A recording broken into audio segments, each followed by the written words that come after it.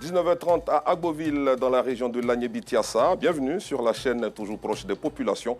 Heureux de vous retrouver pour votre journal. Voici les titres de ce début de week-end. La rentrée scolaire est une période de stress et de douleur pour les parents d'élèves, surtout pour les veuves obligées de scolariser seuls leurs enfants. Justement, comment la prépare-t-elle? Réponse à cette question dans quelques instants. À l'international, la RDC fait face à une épidémie croissante d'Mpox avec plus de 18 000 cas suspects signalés. Les premiers vaccins contre la maladie seront livrés ces prochains jours dans le pays. Bonsoir à tous, merci pour votre fidélité. Ouvrons cette édition dans le sud d'Abidjan où l'échangeur de l'amitié ivoiro-japonaise baptisé Shinzo Abe, du nom de l'ex-premier ministre du pays du soleil levant, une infrastructure stratégique reliant les communes de Trècheville et de Marcory, a été entièrement livrée ce vendredi avec l'inauguration de la deuxième phase des travaux de cet ouvrage. Cette cérémonie a été présidée par le vice-président ivoirien Thieboko Meïlie Koné en présence d'un parterre de personnalités. Notre reporter Georgette Ido Fofana s'intéresse à la fermeture définitive de la casse d'Anador dans la commune d'Abobo, une opération qui a démarré le mercredi 21 août dernier. À ce jour, le site de la ferraille d'Abobo-Ndoutré enregistre chaque jour le déménagement des ferrailleurs et mécaniciens prêts à récupérer des magasins pour certains. D'autres, quant à eux, attendent que l'espace qui leur est dédié soit aménagé afin qu'ils s'installent. La ferraille d'Abobo-Ndoutré accueille au quotidien des ferrailleurs qui aménagent leur nouveau magasin. Après la fermeture de la casse d'Abobo-Anador le 21 août dernier, depuis quelques jours, Nabil Camara effectue son déménagement. Ce recasement le soulage et lui procure plus de sérénité. Cependant, il pointe du doigt les difficultés d'accès à son magasin. Le déménagement, on remercie le bon Dieu, ça se passe très bien. Bon, le seul problème qui nous fatigue ici présentement, c'est l'accès au niveau même de la ferraille. À partir de l'autoroute nette pour venir à la casse, vraiment la route là, c'est pas bon. Les bagages sont déversés, on est en train d'arranger. On interpelle nos collègues encore, ils n'ont qu'à venir ensemble, on va travailler. Ensemble, si Dieu le veut, ça va marcher.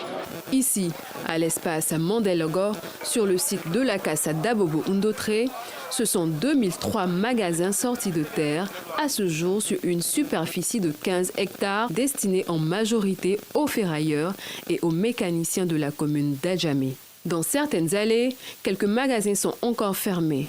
Pour se rassurer que le recasement des ferrailleurs de la casse d'Abobo-Anador se passe bien, Amadou Silla, président des ferrailleurs d'Abobo-Ndoutré, et ses proches collaborateurs procèdent à la visite de l'entrepôt d'une capacité de 42 box de stockage de bagages déjà réservés.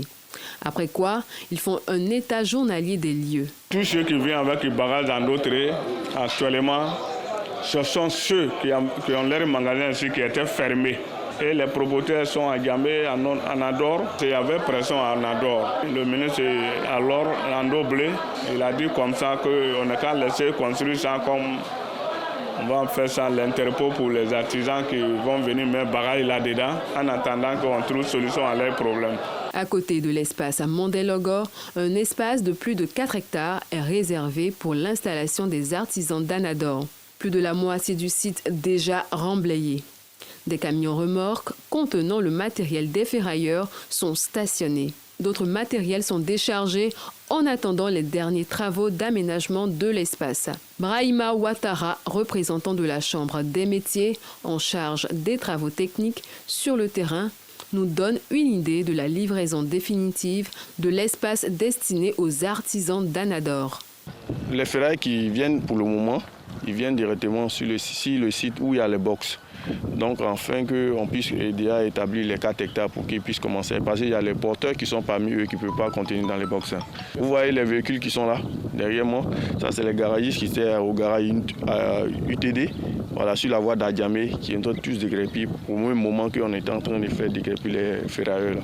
Donc, ceux-là aussi qui sont venus, ils ne savent pas où aller. Donc, on leur a dit de mettre les trucs à côté en attendant qu'on finisse de nettoyer et puis ils vont occuper leur espace. Il y a de la place. Ça, on sait que ça peut quand même contenir beaucoup de personnes. Nous veillons pour que vraiment les artisans puissent venir s'installer tranquillement. Pour mieux s'imprégner de la question d'accompagnement des ferrailleurs et mécaniciens d'Abobo-Anador, cap est mis sur la mairie d'Abobo. Bé Diabaté, chargé des opérations de la fermeture de la casse, nous situe.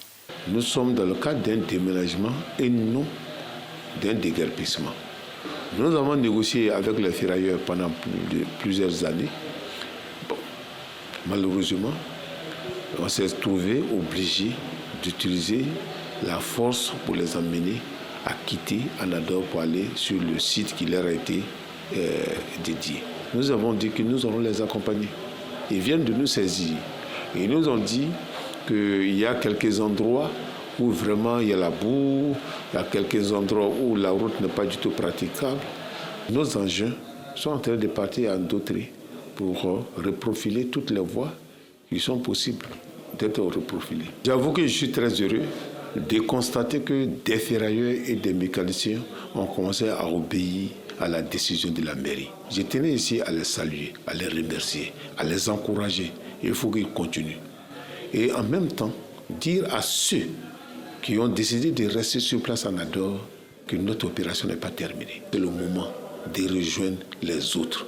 Selon l'autorité municipale, après la première opération de fermeture définitive de la casse d'Abobo Anador, plus de 50% des magasins sont fermés.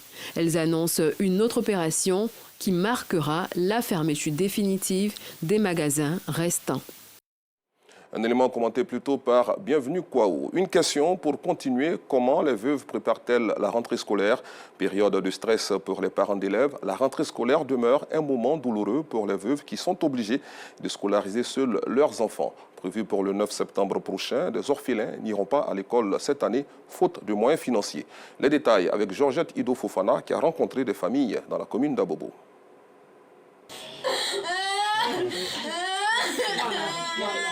Stéphane est désespéré. Cet élève en classe de 5e est orphelin de père. Il risque de passer une année blanche faute de moyens financiers.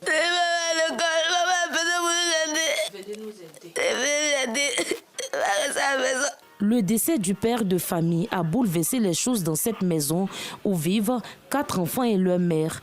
La veuve est obligée de mener plusieurs activités pour subvenir aux besoins de sa progéniture. Cette année-là, c'est un peu chaud. Il fait le commerce, mais madame est vide, mais il n'y a plus rien pour renforcer. Les enfants, là, souvent, on peut manger, souvent aussi, c'est chaud.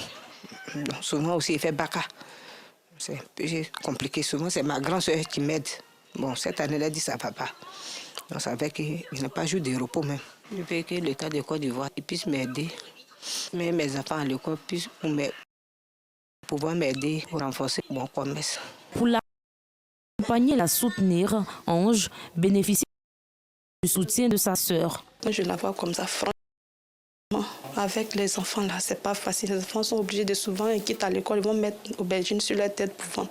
Très jeune comme ça, perdre son mari, ce n'est pas facile. Comme Ange, elles sont nombreuses, ces veuves de la commune d'Abobo qui ont le sommeil troublé à l'approche de la rentrée scolaire. Avec la mort de leur conjoint, difficile pour elles d'assurer les besoins des enfants. Mariam, mère de 7 enfants, dont 4 élèves, ne sait pas à quel sein se vouer. Ces enfants n'ont ni fourniture, ni tenue scolaire. Quant à leur inscription, cela n'est pas à l'ordre du jour. Il y a 4 enfants qui vont à l'école. 3e, 5e, 6e, C2. Ça va pas même. Je ne sais pas si les enfants qui vont à l'école cette année même, je ne sais pas. Ça ne va pas chez moi. Les enfants là, quand le papa était là, c'est lui qui fait tout. Mais lui aussi, il n'est pas là. Grand frère aussi qui débrouille aussi, là, ils ont cassé grand marché là. Lui aussi, il ne vend pas, donc ça ne va pas. Cette mère de famille sollicite l'aide de bonne volonté afin d'agrandir son business et s'occuper de ses enfants. Ça va devenir un peu. Donc si les gens peuvent m'aider aussi pour grandir mon commerce là aussi, pour qu'il y ait des débrouille pour nourrir mes enfants aussi là, ça va me faire plaisir quoi. Eugénie est aussi veuve. Elle a 5 enfants et a regagné le domicile familial après le décès de son époux. Depuis la disparition de ce dernier, sa vie a basculé. Ses jumeaux, âgés de 6 ans, pourront-ils prendre le chemin de l'école? Pas évident. On n'a pas les moyens de mettre les enfants à l'école. Ils doivent aller au CP1. Il faut payer les tenues avec les cahiers, les livres pour que les enfants puissent aller à l'école. L'activité de la mère de Jenny, qui est d'une grande utilité pour eux et qui était florissante, a connu une baisse drastique. Une situation assez difficile pour elle. C'est à quelqu'un que je fais un peu.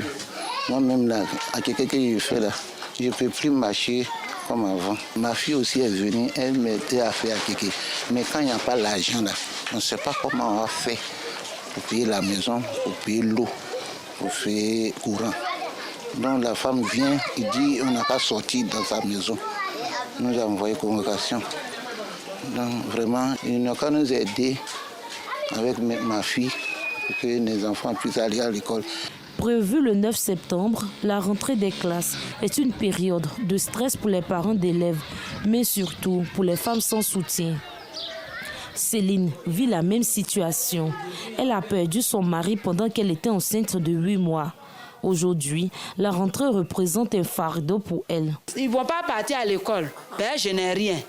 Tout le monde attend de faire instruction de leurs enfants là. Mais pour moi là, ils ne sont pas encore partis. Comment je vais faire? Mère de 6 enfants, Céline lance un cri de cœur aux autorités. Donc oui, quand il réel les enfants, je ne peux pas. C'est Dieu seul là. C'est Dieu seul qui peut me récompenser. Ces petites activités qu'exercent Ange, Mariam, Eugénie et Céline sont insuffisantes pour prendre en charge leurs différentes familles. Ces veuves ont donc le regard tourné vers les bonnes volontés afin de sauver l'année académique de leurs enfants. Direction Boaké, dans le centre du pays où a eu lieu le 6e Salon international de l'excellence et de l'entrepreneuriat. Environ 2000 meilleurs élèves de la 6e à la terminale ont été formés à la pâtisserie, la peinture, l'esthétique et bien d'autres. Ils ont reçu des certificats de fin de formation ce vendredi en présence de nos reporters Laure Goroti et Soro Corona. Leur reportage dans nos prochaines éditions. Retour à Abidjan pour parler de la 6e édition du concours national Bébé Choco, dont le lancement officiel s'est tenu le jeudi dernier dans la commune du Plateau. Cette initiative de l'ONG La Joie des Tout-Petits vise à promouvoir la santé maternelle et infantile dans notre pays. La rencontre a été marquée par des remises de récompenses aux vainqueurs de la précédente édition. Compte rendu, Aïcha Guéry et Joël Gossé. Le plus choco de la Côte d'Ivoire. Ça s'ovationne très fort, s'il vous plaît. Merci bien. Ça y est, les vainqueurs de la 5e édition du concours Bébé le plus choco de Côte d'Ivoire reçoivent le prix de l'ONG La Joie des Tout-Petits.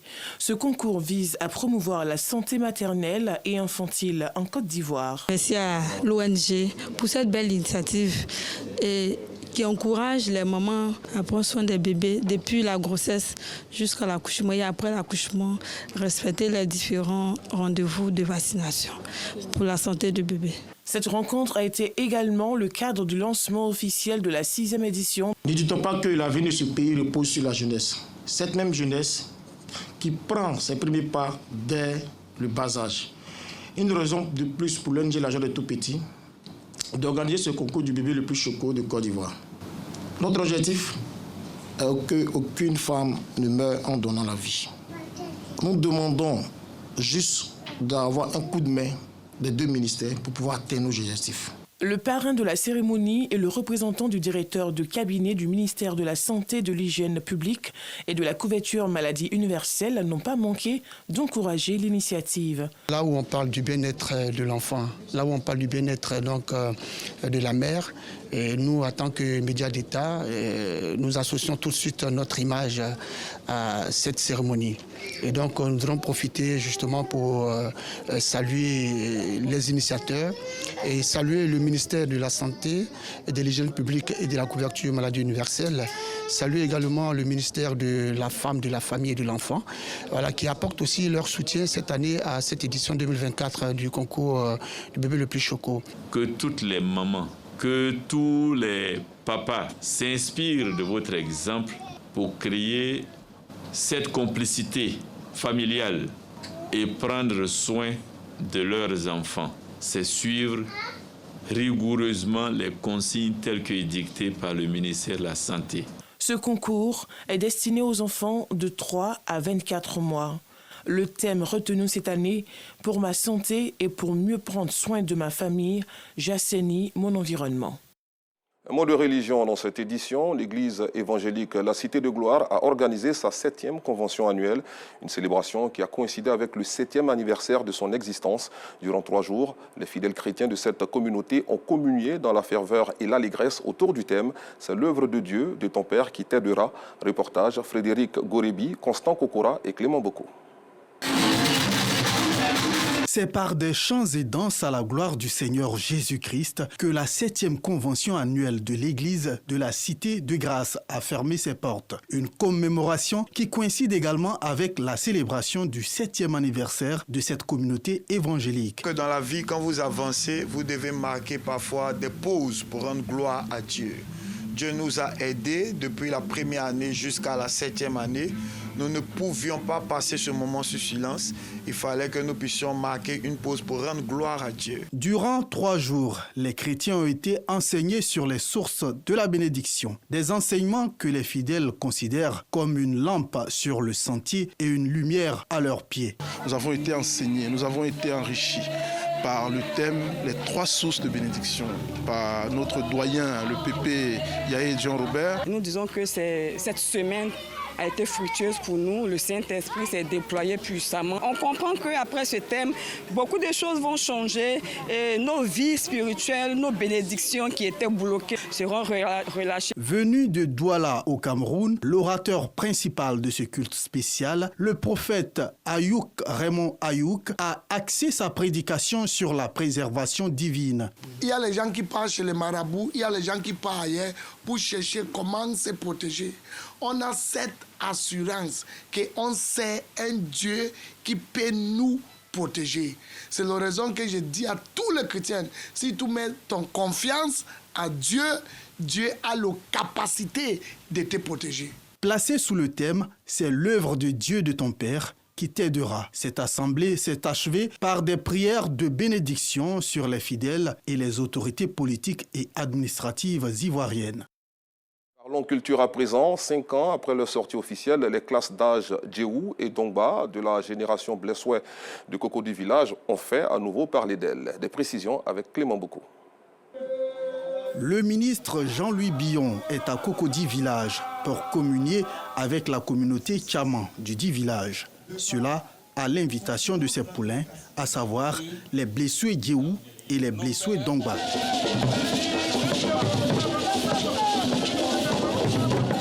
Ceux qui vont diriger le village de Cocody après la génération Tchagba, qui est en ce moment au pouvoir, célèbrent le 5e anniversaire de leur sortie officielle. Au cours de cette cérémonie, Jean-Louis Billon a été fait fils du village de Cocody et a traduit sa gratitude à la communauté villageoise. L'essentiel de l'élite ivoirienne a été formé à l'université dans les écoles. C'est la Cocody. Soyez au CHU comme nous autres, c'est la Cocody. Nous sommes des enfants de Cocody. Mais combien d'entre nous sont déjà venus ici à Cocody Village? C'est pour ça que je dis aujourd'hui, je suis honoré, privilégié d'être un véritable fils de Cocody. C'est ici que tout a commencé. Et personne en Côte d'Ivoire ne doit se sentir exclu du processus de développement. Cocody Village fait partie des villages de la fratrie Bidjan. Le député de Dabakala s'est dit solidaire du peuple Hatchan qui se bat pour préserver sa culture malgré l'urbanisation galopante. À l'international, les premiers vaccins contre le mpox devraient arriver ces prochains jours en République démocratique du Congo, a indiqué ce vendredi le directeur général de l'Organisation mondiale de la santé, la RDC étant le pays le plus touché par le nouveau variant. La plus grande partie des vaccins ira dans ce pays, a indiqué le docteur Tedros. Nous vous donnons à présent lecture de ce communiqué qui émane de l'état-major général des armées. Un exercice militaire conjoint, Forces armées de Côte d'Ivoire, armée française, se déroulera dans la région du Béquet du 1er au 3 septembre 2024. Cet exercice engagera des moyens aériens des deux armées à travers notamment des survols tactiques qui occasionneraient des nuisances sonores. Cet entraînement se situe dans le cadre du renforcement des capacités des pilotes ivoiriens à l'aviation de combat et vise à éprouver l'interopérabilité des moyens globaux de protection protection de l'espace aérien dans une perspective interalliée. L'état-major général des armées présente ses excuses aux populations ivoiriennes pour les éventuels désagréments tout en œuvrant à en réduire l'impact. Point final, merci d'avoir suivi cette édition. Bon week-end sur RTI.